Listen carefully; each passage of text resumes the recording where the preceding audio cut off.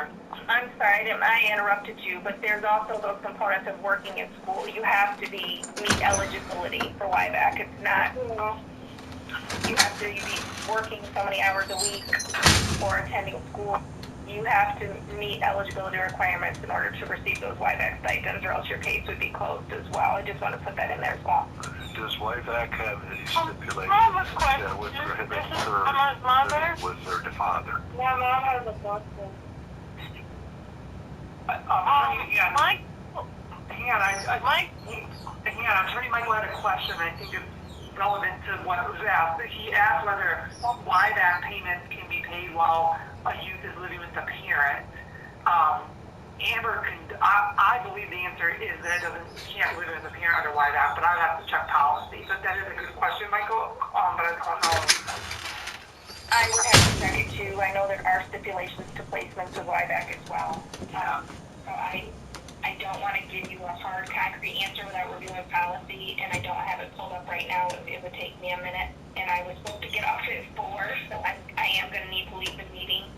But I can try to research that more and get that to the monitor to provide to you. I have a question. Michael indicated that I could rent a room in his home with Emma renting her room. I don't need no money. I pay $800 a year to live here. And the normal monthly bills, but the taxes are $800, and there's no rent. I don't want no money, y'all. Just clearing that up, Mr. Lawyer. There's other women that can tell me to shut up too. You understand? Only one person. Jay, I do not want no money, man. Hang on, Michael. This is Footwood talking. This is Footwood. All right.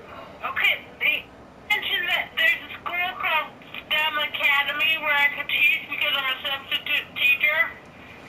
And Emma and I can easily take one class at a time and go to Western until such time as we get certified to do art classes or something. You know what I mean? No, you know that's not what I want to do. We know that's literally never been anything.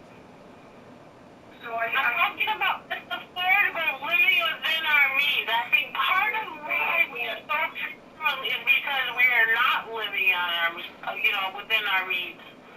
Okay, how am I not living on my means? I'm literally, you can ask the people in Samaritan if I'm living within my means. We make no sense. Well, one of the things is that I don't think your father is ready for you to be independent yet. And I think we're kind of codependent and we're in concentric rings. There's 3 of us, you know what I mean? I don't know what that meant. hang on, so Emma, let Emma speak. Go ahead, Emma. Yeah, you gotta stop interrupting them. They're trying to kick you out. But, they're saying, it's independent living. Samaritan is not completely independent. It's independent living, but, independent living is really in an apartment by yourself paying your own bills. It's just to help you become independent. I just Completely independent living, not independent living, but completely independent is depending on yourself living in your own apartment. That's what independent living completely is, in simple terms. I completely agree with. So I just want to. So Emma, I just want to make sure you understand that if you were, say, if there's anywhere else outside of Dad's for right now, until we get everything cleared up, if you were to stay somewhere else, you could, say you got your own apartment. Let's just say that you could still do independent living through Samaritan. That wouldn't be independent living plus. It would just be independent living, and then you get your checks.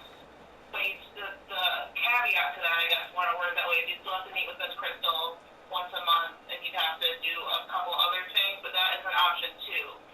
So you could do independent living the way you're describing, having your own apartment on your own, doing your own thing, or going to college and being in the dorms. You would just have to still meet with your caseworker and do some other things that I could let you know about if you had other questions. But I just want to make sure that you knew that these are different options for you, right? So outside of independent living plus, I'm just saying if there's any other places that you know of outside of Dad, that's something we could look into. Also, Mary has had her hand raised for a while.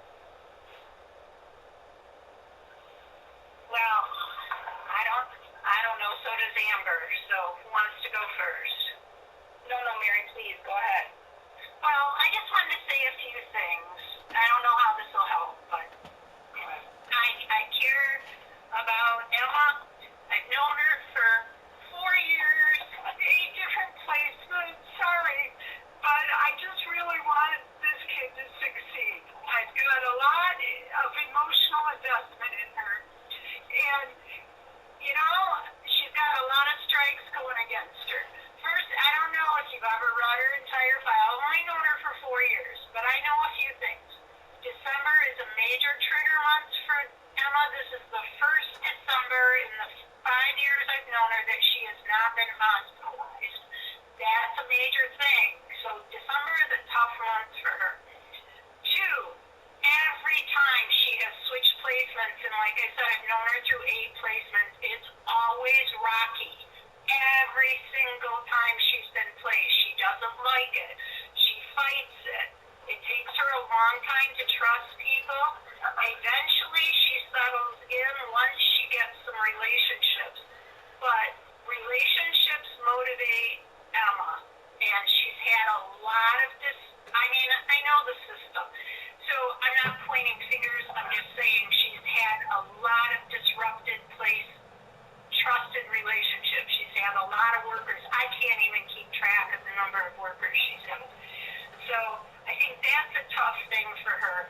I think she's realizing that although you people mean well, and I used to work in the system too, so I get you, but you're all paid to have a relationship with you. She's a very bright kid, and she knows that if you stop getting paid, your care for her would stop as well. So she looks to her mom, her dad, myself, people who are not paid to take care of her. And when she's stressed, she goes back to people who are not paid to take care of her. I love the fact that people are thinking outside the box of independent living, and I love Emma. But I gotta tell you, she turned 18 emotionally. Due to